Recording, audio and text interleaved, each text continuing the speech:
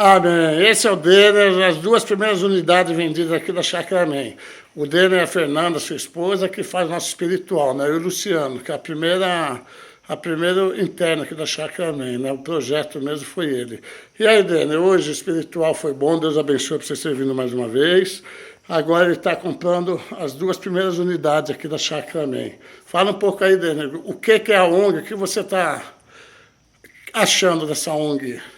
Bom, bom dia a todos aí, meu nome é Denner. Em primeiro lugar, assim, eu quero dar os parabéns aí a todos envolvidos.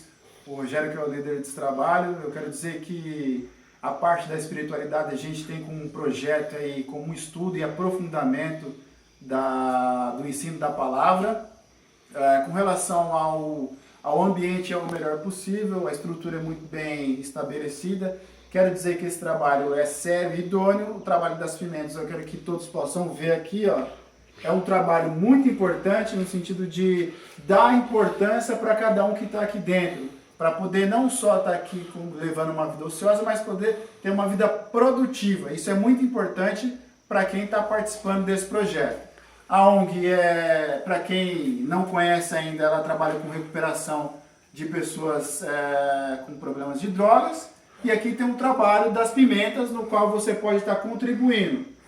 Quero reforçar aqui mais uma vez que é um trabalho muito sério e que você possa contribuir levando uma pimenta e ajudando aqui a instituição. Deus abençoe a todos. Amém. Que é a autossustentabilidade da Chácara Amém, né? Isso aí. Que é a venda das pimentas para o aluguel, Isso né? aí. É isso, Fernanda? É, Fernanda.